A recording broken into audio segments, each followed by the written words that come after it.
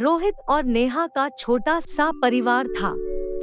एक दिन रोहित ऑफिस से आया तो उसने नेहा को बताया कि नेहा, मुझे कंपनी की तरफ से 3 महीने के लिए अमेरिका भेज रहे हैं।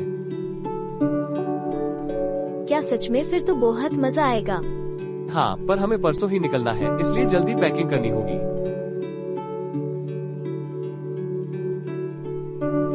सब जोरों शोरों से पैकिंग में लग जाते हैं। अगले दिन की फ्लाइट थी और रात तक वे अमेरिका पहुंच गए। वहां उन्हें एक इंडियन फैमिली के घर में स्टे मिल गया। वह सब बड़ी जल्दी घुल मिल गए और एक परिवार की तरह रहने लगे। एक रात नेहा की नींद खुली तो उसने देखा कि दादा दादी जी आधी रात को कहीं जा रहे थे। ये लोग रात के इस समय कहाँ जा रहे हैं? ये सोचकर नेहा उनका पीछा करने लगी। कुछ देर चलने के बाद वे तीनों एक जंगल के बीचों बीच पहुंच गए। नेहा ये देखकर डर जाती है कि दादा दादी दोनों ही गायब हो गए।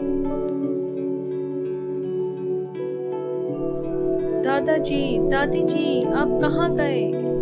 कोई है? कोई है? तुम हमें ढूंढ रही हो बेटी? हम तो हमेशा से यहीं थे।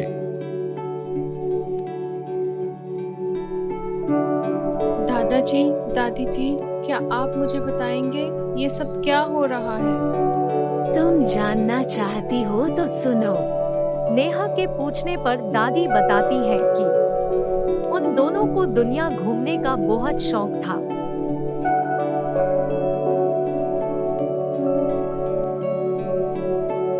एक बार जब वो घूमकर घर वापस आए तो उन्होंने देखा कि उनके घर में कुछ चोर घुस गए हैं।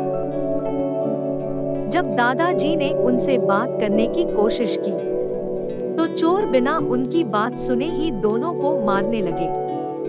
चोरों ने उनको इतना मारा कि दादा दादी को अपनी जान से हाथ धोना पड़ा। उस दिन के बाद से उनकी आत्मा भटकती फिर रही थी। तुम्हारे परिवार से मिलने के बाद हमें बहुत अच्छा लगा। हमारी आत्मा को बहुत शांति मिली और तुम्हारे परिवार की वजह से आज हमें मुक्ति मिली। ये कहते ही दोनों पवित्र आत्माएं गायब हो गईं और नेहा मायूस होकर अपने घर की तरफ चल पड़ी। घर जाकर वो रोहित को सारी बात बताती है, जिसे सुनकर रोहित को अपने कानों पर विश्वास नहीं होता। और अगले दिन वो सपरिवार चर्च में दादा दादी की आत्मा की शांति के लिए प्रार्थना करने जाते हैं।